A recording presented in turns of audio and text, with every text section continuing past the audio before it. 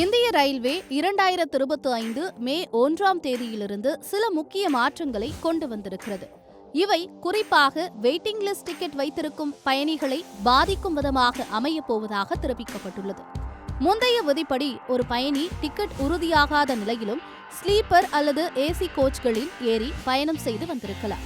ஆனால் இனி அது முடியாது. இப்போது உங்கள் டிக்கெட் வெயிட்டிங் லிஸ்ட்ல இருந்தால் அதனுடன் நீங்கள் ஏசி அல்லது ஸ்லீப்பர் கோச்களில் பயணம் செய்ய முடியாது. இதன் பொருள் உங்களது பயண அனுமதி பொது பட்டிகளுக்கு மட்டுமே. விதிகளை மீறி ஏசி கோச்களில் ஏறினால் 440 ரூபாய் வரை அபராதமும், ஸ்லீப்பரில் ஏறினால் 250 ரூபாய் அபராதமும் விதிக்கப்படும். கூடுதலாக நீங்கள் ஏறிய இடத்திலிருந்து அடுத்த ரயில் நிலையம் வரை பயண கட்டணமும் வசூலிக்கப்படும். இந்த விதிகளை கடுமையாக பின்பற்றுமாறு டிக்கெட் செக்கர்களுக்கு உத்தரவு பிறப்பிக்கப்பட்டுள்ளது. அதனால் இனிமேல் வெயிட்டிங் லிஸ்ட் டிக்கெட் வைத்திருந்தால் எந்த ஒரு கோச்சுக்கும் ஏற முடியாமல் நீங்கள் இழக்கப் போவது நேரம், பணம் இரண்டு. இது மட்டுமில்லாமல் மற்றொரு பெரிய மாற்றம் என்னவென்றால் முன்பதிவுக்கான காலம். முன்பிருந்தது போல 120 நாட்கள் முன்பே டிக்கெட் புக் செய்ய முடியாது.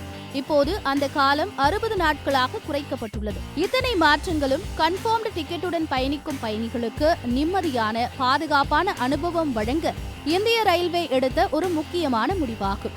அதனால் இனிமேல் ஏசி, ஸ்லீப்பர் கோச்சில் பயணிக்க விரும்பும் அனைவரும் தங்களுடைய டிக்கெட் உறுதிப்படுத்தப்பட்டதா என்பதை ஒரு முறை அல்ல, இருமுறை சரிபார்க்க வேண்டும்.